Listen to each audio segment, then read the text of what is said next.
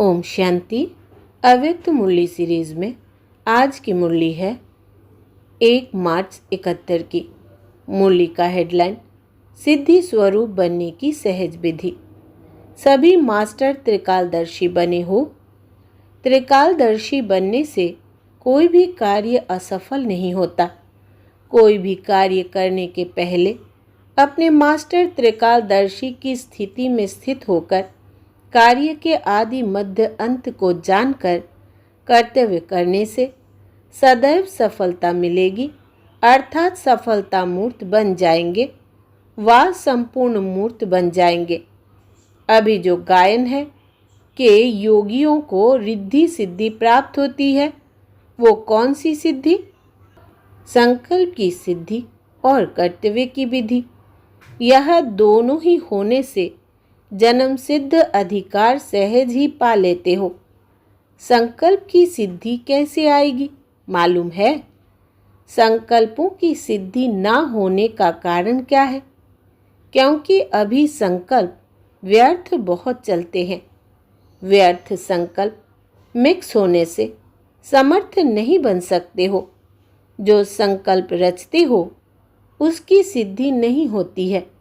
व्यर्थ संकल्पों की सिद्धि तो हो नहीं सकती है ना। तो संकल्पों की सिद्धि प्राप्त करने के लिए मुख्य पुरुषार्थ यह है, व्यर्थ संकल्प ना रच, समर्थ संकल्पों की रचना करो। समझा? रचना ज़्यादा रचते हो, इसलिए पूरी पालना कर उन्हों को काम में लगाना यह कर नहीं सकते हो। जैसे लौकिक रचना भी अगर अधिक रची जाती है तो उनको लायक नहीं बना सकते हैं। इसी रीति से संकल्पों की जो स्थापना करते हो वो बहुत अधिक करते हो। संकल्पों की रचना जितनी कम उतनी पावरफुल होगी, जितनी रचना ज़्यादा उतनी ही शक्तिहीन रचना होती है। तो संकल्पों की सिद्धि प्राप्त करने के लिए पुरुषार्थ करना पड़े।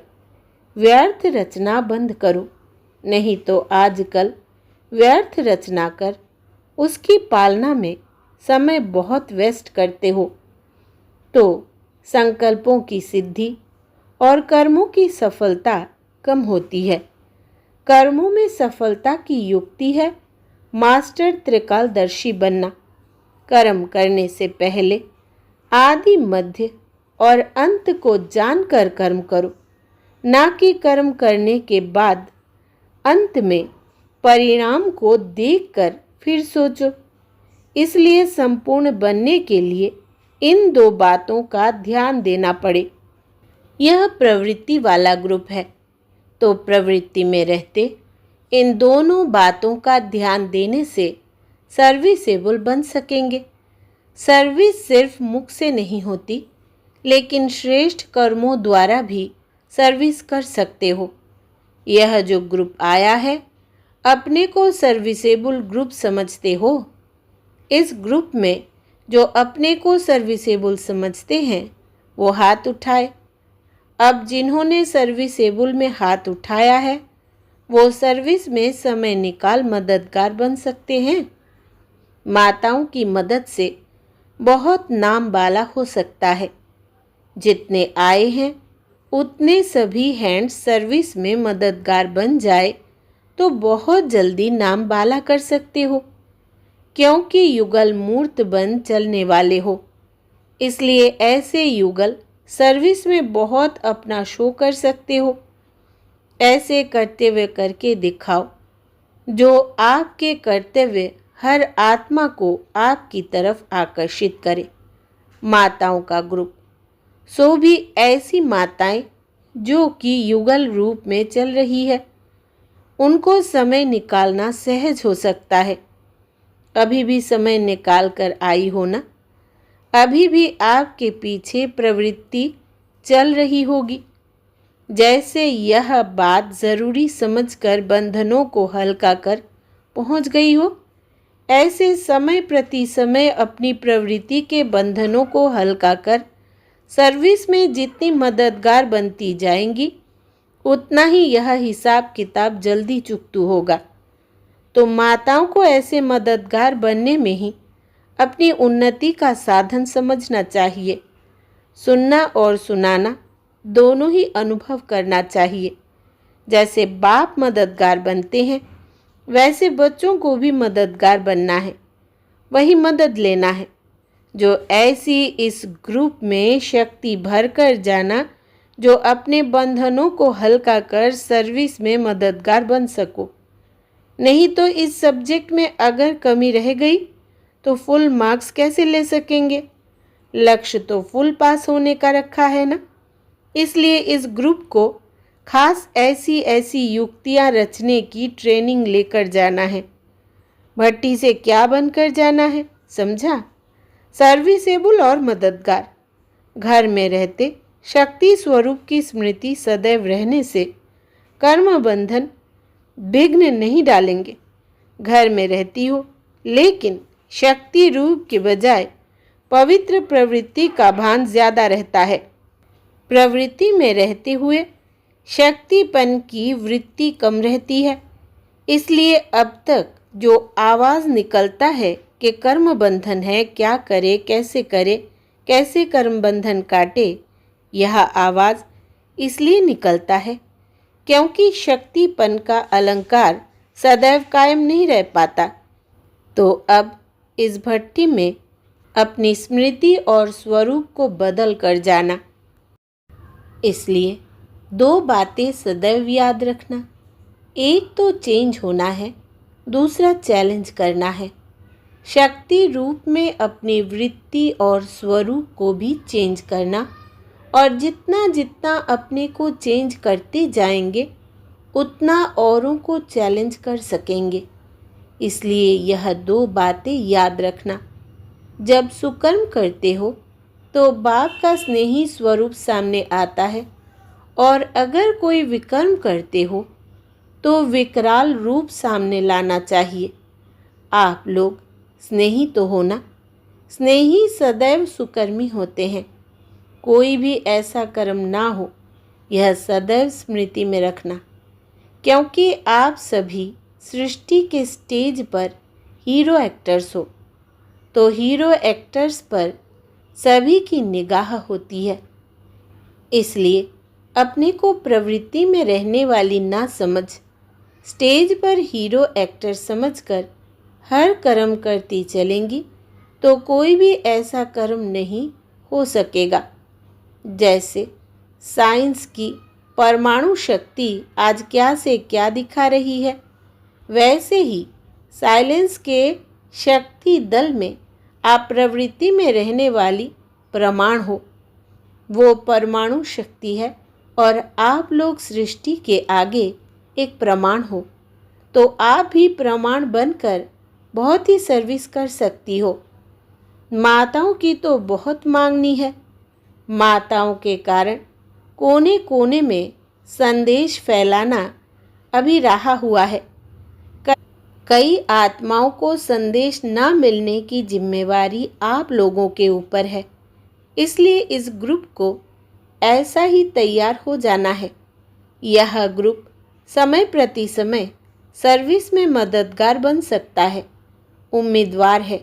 जैसे अधर कुमारों का ग्रुप भी बहुत उम्मीदवार ग्रुप था, ऐसे ही यह ग्रुप भी होवनहार मददगार है। लेकिन कैसे मददगार बने, उसकी युक्ति भी है, लेकिन शक्ति नहीं है। इसलिए अपने स्वरूप परिवर्तन का अपनी टीचर से सर्टिफिकेट ले जाना। जैसे एक एक कुमारी 100 ब्राह्मणों से उत्तम गाई हुई है, वैसे एक एक माता जगत माता है। कहाँ 100 ब्राह्मण, कहाँ सारा जगत। तो किसकी ऊंची महिमा हुई?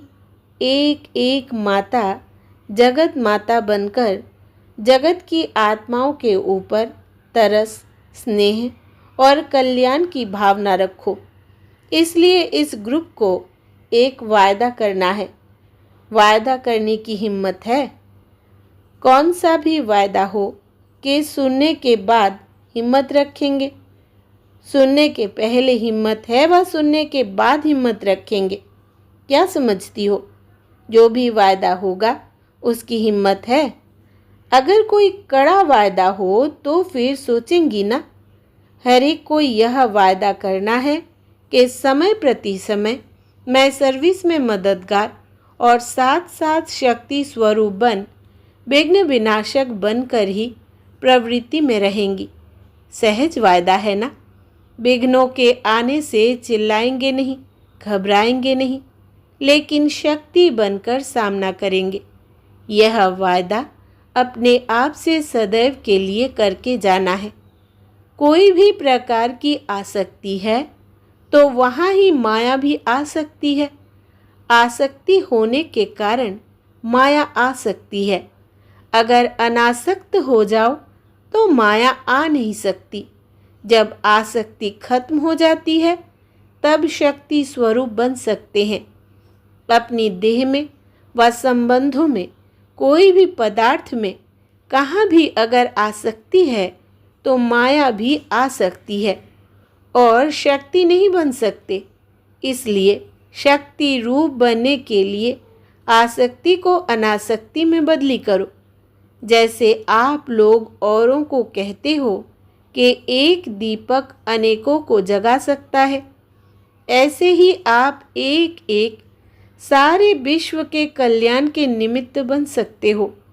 तो अपने कर्तव्य को और अपने स्वरूप को दोनों को याद रखते हुए चलते चलो।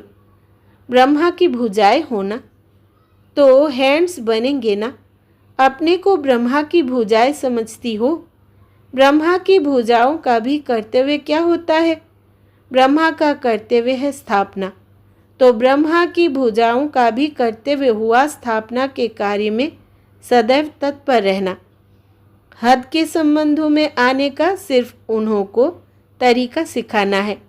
निर्बंधन अपने को बना सकती हो, लेकिन तरीका नहीं आता है। एक तो तरीका नहीं, दूसरी ताकत नहीं। तो ताकत भी भरना और तरीका भी सीखना। बाप दादा फिर भी उम्मीदवार ग्रुप समझते हैं। अब देखेंगे कि हर एक अपने को कितना बार ऑफर करते हैं। अपने आप को खुद ही ऑफर करना है। आफरीन उनको मिलती है जो स्वयं को खुद ऑफर करते हैं। अगर कहने से करते हैं तो आफरीन नहीं मिलती है। आप देखेंगे कि कौन कौन अपने को ऑफर करते हैं।